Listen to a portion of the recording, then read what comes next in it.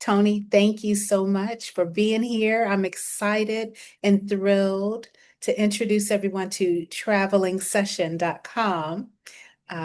You're a jazz fan, and I like that in you. Thank If you. I can Thank give you. a little bit of insight towards the name, tell everybody about the name and who you are. A little bit about me. Originally from South Carolina, ended up doing 21 years in the military, spent most of my time overseas, Japan, Korea, Germany. Uh, Worked in IT. I knew whenever it was time for me to transition out of the military, I wanted to combine this love of travel I've gotten from seeing the world with my IT background. And so that's pretty much how I came up with Traveling Session. The name is more like a feel. I think a lot of places, a lot of people, they treat travel like this rigid, structured thing. But I like to think of travel as like a jazz jam session. So that's how I got Traveling Session. And I love that. I really like the story behind it when I learned that. I have had a ball learning about your business. I don't know much, right? And I'm looking forward to learning extensively throughout this conversation. But I love what I see. I love what I see. Can you kind of, well, let's go all the way back to the beginning if it's okay. Sure. Uh, when you were a child, do you recall having an entrepreneurial spirit? Not at all. That wasn't, at least when I was growing up, that wasn't like a really big thing that anybody pushed on us. Like it was go to school, get a good job, but it always bothered me. Like you see people who work, had good jobs, and they did very well for themselves, but there was a gap missing between when you see like the really rich people and the working rich. And I could never understand where that gap was, but entrepreneurship is where that gap gets filled. And once I figured that out, then it started to click more to me. Yeah, I definitely get that. Once we realize, some of the way the rest of the world is living, once we get outside of our immediate circles and immediate family and I can imagine, how your exposure serving in the military. Thank you extremely. Thank you so much for serving our nation for over 2 decades.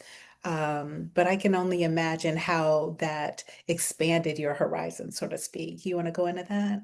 Yeah, thank you. So actually, that was one of the things that helped me realize what entrepreneurship was. So like in IT, we've got a lot of government contractors. And when I'm looking at what the contractors, they get paid well. But if the company's paying you that much to do this job, how much are they getting paid?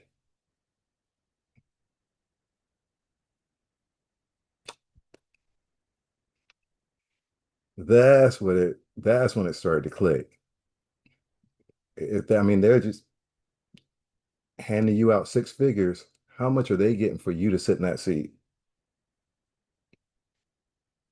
That's a very good point. And then what changes are you going to make to be a part of the game? But you got to figure out what the game is first.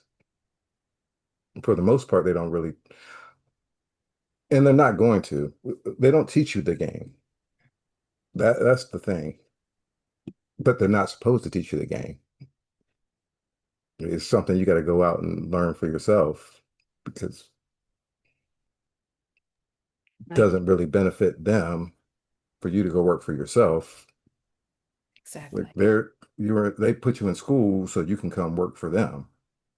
They're not going to teach you how to start your own business and go off and do your own thing. Hmm. Yeah. Very, very good point. Very good point. So tell me about, the evolvement. How early do you want to start taking us through your journey through today? As far as the platform, so like I said, I tell people I started the company in 2019, but actually I it actually started long before that. It was actually when I was stationed in Korea, a friend of mine actually bought the domain for me because I'd been talking about it, talking about it, talking about it. It's like, okay, so he just bought it. But then I let it sit there for a couple of years while I was still in. And then once I got towards like the end of my career and I was getting ready to get out, then I started tinkering with it, tinkering with it, tinkering with it. Then I retired and I took a job for a year. And when I was working that job, then I was really working. So I'd work all day and then I come home all night and I'm working, working, working. And then they changed that position to something that I wasn't qualified for. So basically I lost the job. So when I lost, when I stopped that, I took like my plan was 6 months, 6 months just dedicated to the website, nothing else. That's it. So I did that. And at the end of that 6 months, I said, okay, you got to make a decision. You're either going to do this or you're not. So at the end of that 6 months, I decided to go, okay, I'm gonna do this full time. And right after that, COVID hit. So now we're sitting there and we can't travel. We don't know when we're going to be able to travel. We don't know if we're ever going to be able to travel. And I'm working on a travel website. So it's one of those things, it's just you just have to take that leap of faith and keep pushing. Brings to mind Noah and the Ark. Noah and the Ark. Did you ever feel like Noah? I felt like something. Oh my goodness. All right. And so you kept pushing, kept pushing. Yeah, I think a lot of it is because I didn't know any better. I like to tell people uh, it's not that I'm smart. I'm just too stupid to quit. So I just there are a lot of things. If I had known now, there would have been a lot of reasons for me to quit in those early days, but I didn't know any better, so I kept going. All right. Got you. Wow, wow, wow. So how have you been able to, so you had a vision even, throughout the tenacity that you had throughout the pandemic. Did you have this entire vision then, or has it been a vision that's evolved? Can you tell me a little bit more about that? Oh, no, no, no. I didn't have a vision at all when I started. I just started building. So essentially what happened was the platform I wanted didn't exist, so I built it myself. And when I started, I didn't even know like I had no idea what I was just trying things and I think throwing spaghetti against the wall and seeing what stuck. That's pretty much my approach at the beginning. So, So when you say the platform that you wanted did not exist, can you give those who may not know a bit about your product yet? What does that mean? oh, so my platform is travelingsession.com. It is a social platform for personalized travel discovery. Essentially, what that means is we don't want to just give you generic travel advice. We want to help you find the destinations that fit your travel style and help you connect with people who travel the same way you travel. Because the best travel advice is going to come from people who travel the same way you do. So that is where I finally landed. But that I don't know what I was thinking when I started. I figured all that out later. Awesome, awesome. Well, you had a good friend who bought the domain Definitely it was there waiting for you. Then COVID hit, so there you had some more time on your hands, right? Uh, with a domain and a website that you were tweaking. Tell me more. Well, so initially I was doing all the coding myself. I was doing everything, maintaining the server myself, and yeah, that sucked. But it, I didn't even realize that it sucked. So I just kept doing it, kept doing it, kept doing it. And then what was I doing? I was upgrading something, and eventually I broke this. I mean, broke it hard. Like couldn't get into the front end, couldn't get in the back end. I couldn't even log into the server instance. I mean, it was broke. So that was one time when I almost quit. Like I think I didn't even come in my office for like 2 days. So then I came back in, I got the site back up, and as soon as I got the site back up, I hired a developer. And then that started me on my process of finding a developer that could actually do what I wanted them to do.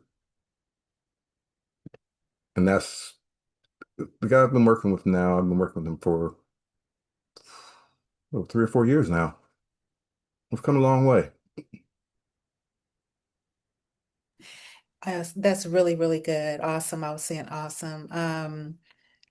So tell me how did I know that you said what you wanted to see was not created yet. What was it that you were experiencing that was frustrating you enough to say, I need to just make my own? Well, I think, like I said in the beginning, everywhere you looked, you always saw the same travel advice: go to Paris, go to London. Like everybody. I think the idea really came to me when we were living in Germany. My daughter came home from school one day and said something about Bruges, and I had never heard of Bruges. So, like any sensible parent, a couple weeks later, when spring break came, we went to Bruges. And I tell you, that is one of my favorite places I've ever visited, but I had never heard of it. And if my third grade daughter hadn't come home from school one day and made an offhand comment, I never would have heard of it. So that let me know that there were other places in the world to see other than the main places that they push all the time. So that was probably the start of the idea. But even then, I still didn't know like how I was going to close that gap per se. So based on your travel to Bruges with your family, after your daughter just happens to mention it, you'd not heard of it, you looked it up and liked what you saw, booked a trip for spring break, got there, fell in love with it, it sounds. Um, so you were motivated to therefore um, share with the masses places that are not frequently discussed. That wasn't, that was part of it, but that wasn't, it, it's kind of hard to describe. I just knew something was missing. Okay. And I didn't even really know what was missing. I just knew something was missing, Mm-hmm. if that makes sense. Okay. So, and like I said, I really didn't figure it out until like I built it and I could see it. Oh, the product it's going to give you is, That's so as cool. long as you know what you want out of it, Uh-huh. then you can get, and it's still not perfect yet. I mean, the documents that it creates, you can't just take that and run with it. Like you're still gonna have to go through it. And I think another problem people have with AI is like they accept what the AI tells them. Like, no, you got to challenge it and push back because the AI doesn't have that real world experience that you have. It just has like a bank of general knowledge, but Mhm. there are little nuances that it's just not going to consider, Okay. or it's going to assume because you didn't specify Mhm. not to assume that. Okay. Got you. Awesome. Wow. Interesting. So, anything you would do differently, as you look back over the past few years while you've been tweaking? If you, based on what you know now, how would you start? Oh no, I do. So my journey is probably the worst founder story. I've made every mistake you can humanly possibly think of. But I just kept plugging in. So yeah, I'm the wrong person to ask about that. But at the same time though, I think for me though, it's part of the process, and you have to go through the process. Uh, there's no there's no shortcuts. There's no easy way to do this. It's granted, I took some extra lumps that I didn't need to take, but I don't know. I don't know if I would be where I was if I didn't go through those lumps, if that makes sense. Yeah, it definitely does. I got you. I got you. Um, do you think, are there any particular, any resources you would suggest? Or is it a matter of trial and error or just kind of getting on the site and following a flow? It's trial. A lot of it's trial and error. I mean, you just gotta try it because even with the AI, like, and I don't get into the whole arguments about, oh, this one's better, oh, this one's better. Use whichever one gets the job done for you. I think I use just about all of them. I have certain tasks that I use specifically for this. Like anything I'm doing for research, I'm hitting Perplexity. Um, Most people don't like Chat GPT as a writer, but if you find the right GPTs, ChatGPT is my writer, but uh my main uh overall like my second brain is gonna be Gemini, Google Gemini. Just mostly because most of my stuff's on Google anyway, so it's just easier to interconnect everything on there. But I mean, don't follow me, just figure out what works for you. Just try them, they're free. Yeah. Okay. Gotcha. Interesting. All right. Um, yeah, it's about the destinations and the traveler, primarily the traveler. What's your unique traveling style? So getting on the platform, go ahead. Oh no, no. I was thinking getting on the platform, specifying what's what your preferences are as far as your style, your preferences, the countries you've traveled to. I love the fact that welcome different travelers to um, definitely write their features, that it's not going to do anything but make the platform more robust so that people can find other, like-minded travelers. So that's good. Yeah. What Like I else would said, you say? the whole idea of it, it just gives you if you go to like most like social media platforms, they're not really conducive to travel. Like one of the big things was when I showed you the filter by map. So let's say you're a travel content creator that I follow and I trust your advice. And hey, I want to know what you think about Jamaica. But you went to Jamaica 2 years ago. So now I have to scroll through 2 years of content. It's not really, and that's what I meant when I said the platform I wanted didn't exist. There wasn't a platform specifically dedicated to travel, not in that social way. Everything is here's the top 10 list places to go, and it's all generic. So I wanted to create something where we actually got to what people really wanted in a travel destination. I love it. I really like it. I love the platform. Um, So you're on all socials under traveling session. Is that Yes. right? All right. The only one I think that's not traveling session is X, which that one is travel underscore session. Okay. Awesome. Awesome.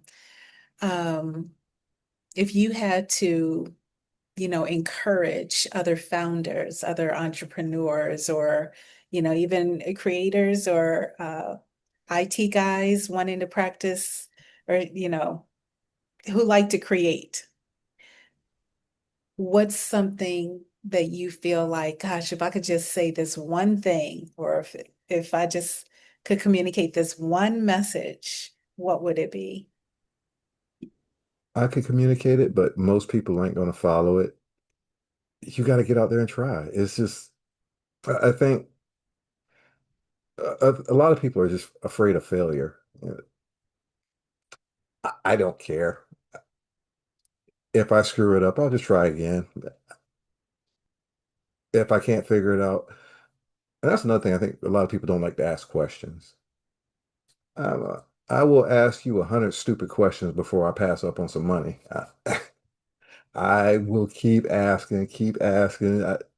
I don't quit. That is just you have to you have to try, and if it doesn't work immediately, that doesn't mean quit. Just try a different way. You have to be. No one's going to give it to you. You have to determine how much you want it. That's the bottom line to it. That's good. That's good.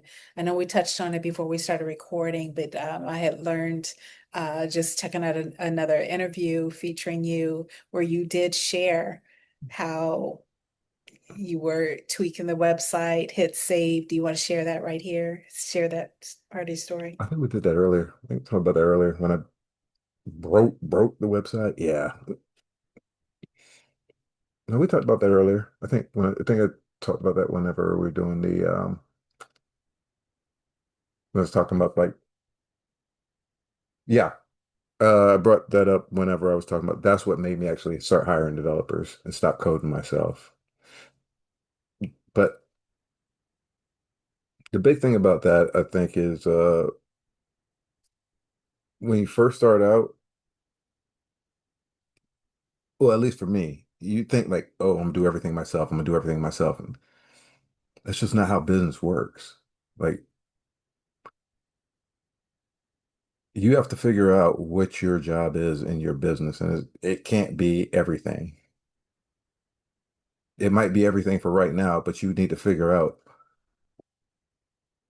ideally figure out which things you really suck at, and then start paying somebody else to do it. That's wisdom.